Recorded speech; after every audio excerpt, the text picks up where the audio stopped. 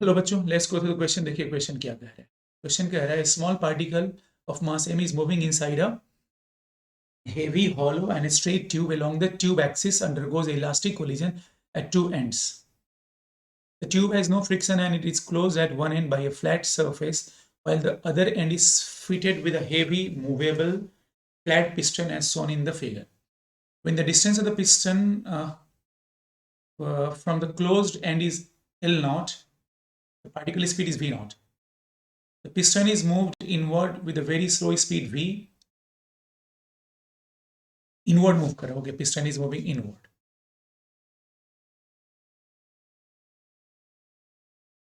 तो हमें कुछ ऑप्शन का बहुत स्मॉल डिस्प्लेसमेंट है डीएल बच्चों. Then the following statements are correct.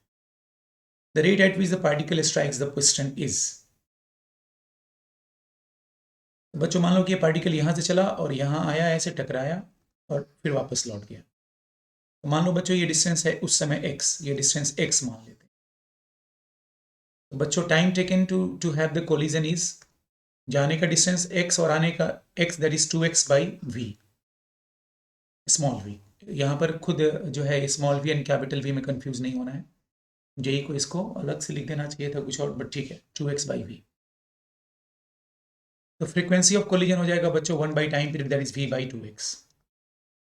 The rate at which the particle strike the piston is v by l. हाँ ठीक है, सॉरी v बाई 2l हो जाएगा ना बच्चों, क्योंकि x के जगह उस समय l है. This will be v by 2l. This is wrong option, क्योंकि यहाँ पर अगर मैं x के जगह l लिखूंगा तो this will become v by 2l. यहाँ पर बोल रहा है कि v बाई l होगा. Is the frequency of collision. After each collision with the piston, the particle speed increases by 2v. हाँ बच्चों ये सही है, सही ऑप्शन है. क्यों ऑप्शन सही है? कि हम लोग कोलिजन में ये पढ़ते हैं बच्चों, आप लोग को याद होगा, ये बहुत फंडामेंटल रिजल्ट है कि when a lighter particle collides with a heavy particle, अगर कोई लाइट बॉडी हेवी बॉडी से टकराता है, ठीक है बच्चों, और कोलिजन परफेक्टली इलास्टिक है, व्हाट हैपेंस कि आफ्टर कोलिजन, बिफोर कोलिजन ये डायग्राम है, आफ्टर कोलिजन हेवी पार्टिकल की वेलोसिटी में कोई चेंज नहीं आता, रिमेन सेम. मतलब ये v से ही मूव करता है, कैपिटल V से. बट इसकी वेलोसिटी हो जाएगी अपनी जितनी है उतनी तो होगी ही रिवर्स डायरेक्शन में, और वो पिस्टन का दैट इज हेवी पार्टिकल का डबल स्पीड ले लेगा, that is v plus 2 capital V. ये पार्टिकल की नई स्पीड है और ये ओल्ड स्पीड है, therefore change in speed is v plus 2 capital V minus small v. ये कैंसिल हो गया, that is 2 times capital V, 2 times capital V. Yes बच्चों, B is the right option. C part, the particle's kinetic energy increases by a factor of 4 when the piston is moved inward from L naught to half of L naught.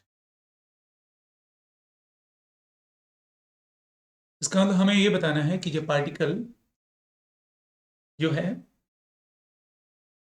पहले तो L distance move करेगा, और जब piston L by two, L not by 2 पीछे आ जाएगा तो इसका frequency change होना शुरू हो जाएगा ना बच्चों. Frequency of collision time period change हो जाएगा.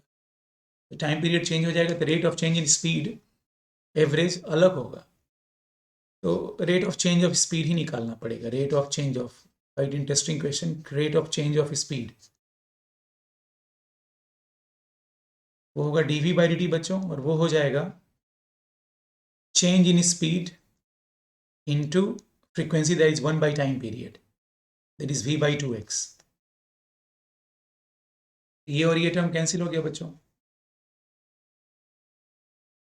I can write dv, एक मिनट बच्चों, I can write d small v upon small v, ये वाला is equals to v capital V into dt by x. Capital V into dt is the small distance traveled by the piston, which is say minus dx, because left में move कर रहा है inward, तो minus dx by x. Now on integrating both the sides बच्चों, दोनों तरफ integrate कर रहे हैं इसको. This is dv over v का integration is equals to minus ln, दोनों तरफ ln आ जाएगा बच्चों, ठीक है, कोई दिक्कत नहीं, दोनों तरफ इंटीग्रेशन का सिंबल लगा दिए हैं बच्चों। I can write this as, पहले वेलोसिटी थी बच्चों इसकी v नॉट, अब हो गई v, ठीक है, और पहले ये डिस्टेंस थी l नॉट, अब हो गई l not by two, l not by two. This is ln v by v naught is equals to minus, that is ln2, ln2। इसका मतलब बच्चों आप लोग ये समझ रहे होगे, इंटीग्रेशन माइनस ये आएगा minus log 1 by 2, that is log 2। इसका मतलब v का वैल्यू 2v नॉट हो गया बच्चों। ओके ठीक है, हाँ, option C is also correct, because देखो वेलोसिटी डबल हो गई तो काइनेटिक एनर्जी 4 टाइम्स हो जाएगी। समझ में आ गया बच्चों? काइनेटिक एनर्जी जो फाइनल होगा वो होगा half M V square, that is half M V square, that is 2v naught का whole square. And kinetic energy जो इनिशियल था बच्चों वो half M V naught square था, तो दोनों का रेशियो जो होगा बच्चों वो 4 हो जाएगा। रेशियो जो है काइनेटिक एनर्जी फाइनल और काइनेटिक एनर्जी इनिशियल जो होगा बच्चों वो 4 हो जाएगा। तो option C is also correct. D का बात कर लेते हैं। If the piston moves inward by dl, the particles speed increased by 2v into, तो dl डिस्टेंस अगर मूव करेगा बच्चों तो this will become l naught से l नॉट प्लस dl, तो 2v नहीं v का टर्म आएगा ना बच्चों, यहाँ पे 2 का टर्म तो कैंसिल हो गया ना बच्चों, देखो ये 2 का टर्म जो है वो कैंसिल हो जाएगा। If the piston moves inward by dl, the particle speed increased by 2 dl से अगर मूव करेगा ये बच्चों, तो पहले ये l नॉट से l नॉट, मतलब इसी इक्वेशन को गौर से देखना है। तो एक्चुअली यही इक्वेशन को हम लिख सकते हैं d के लिए मेहनत कर रहे हैं बच्चों, integration dv by v from v naught से v is equals to minus integration dx by x, and this is L naught से L naught minus dl, यही हुआ ना। this is L naught ln v by v naught is equals to minus of, तो plus हो जाएगा, इसको रहने दो माइनस ही बच्चों, तो ln L naught minus dl by L naught ये होगा बच्चों। तो इसको माइनस अगर ले जाना है तो एल नॉट कर लो इसको, इसका मतलब कि इसको लिख सकता हूँ v बाई वी नॉट, लॉग दोनों तरफ से हट गया, is equals to L naught upon L naught minus D L. तो बच्चों यहाँ 2 का टर्म किसी भी कीमत में नहीं आएगा। एक्चुअली इसको अगर हम एक्सपैंड भी करें, कैसे एक्सपैंड करेंगे क्लियर है बच्चों?